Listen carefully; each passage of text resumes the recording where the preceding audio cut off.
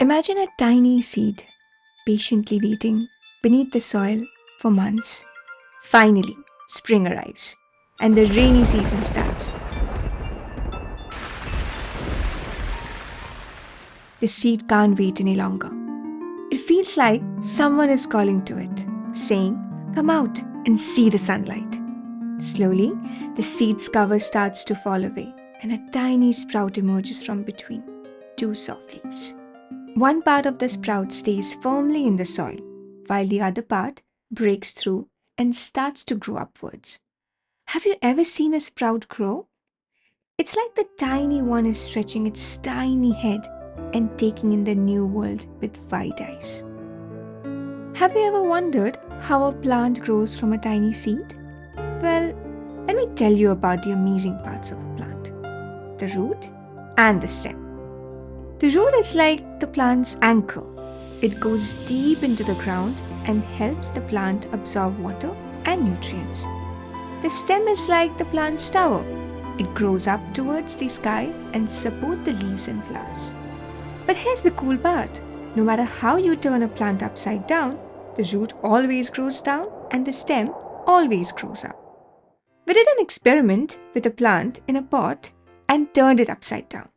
Even though the plant was upside down, after a few days, we saw the plant's branches were trying to grow upwards again, and the root was growing downwards.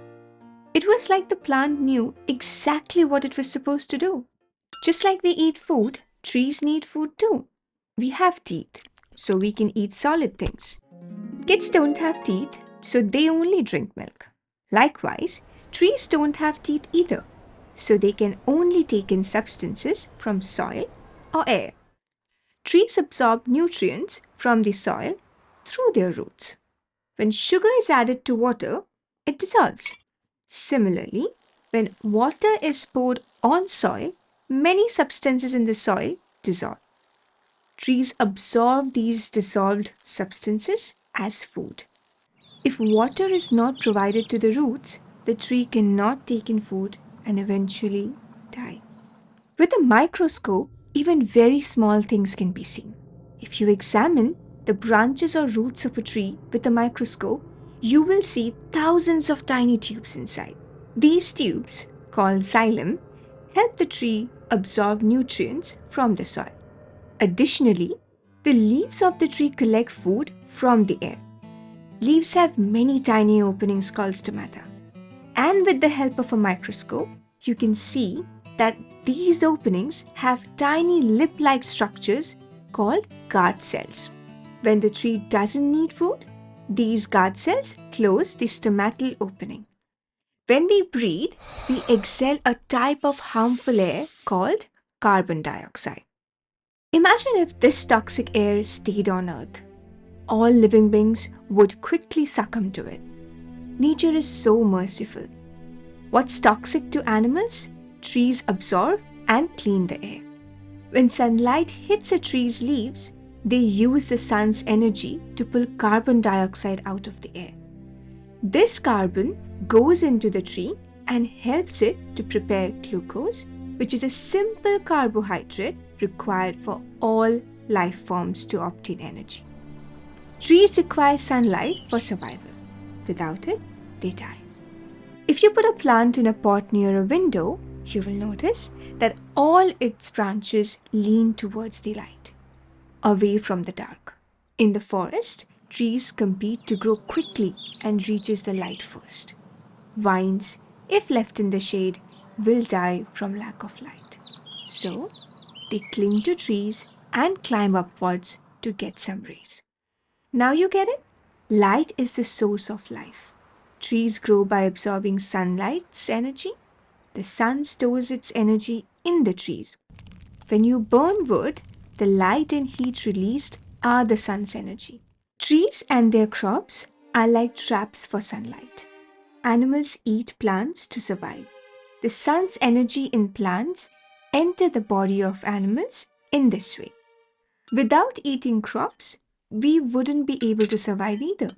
In essence, we sustain ourselves through the consumption of sunlight. Although some trees have a relatively short lifespan, typically lasting only a year. They dedicate their existence to ensuring the continuation of their species. This is achieved through the dispersal of their seeds, which serve as their offspring. To protect them, the tree builds a cozy home out of flower petals. When a tree is covered in flowers, it looks stunning. It's like the tree is beaming with happiness. Is there anything more beautiful than a flower?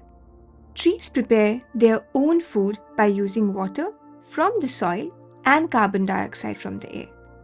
How do they create such lovely flowers from these simple things? There's a story about a magical stone called the Philosopher's Stone that can turn iron into gold. I think a mother's love is like that stone. The love for her children blossoms like a flower. It feels like love has transformed ordinary compounds into an extraordinary beautiful flower. When we see a tree full of flowers, we feel so much joy. It's like the tree is also overjoyed. On happy occasions, we invite friends.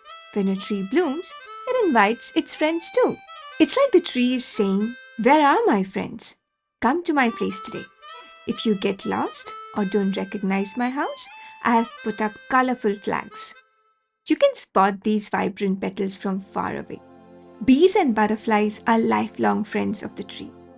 They come in groups to check out the flower. The flowers are the storehouse of nectar.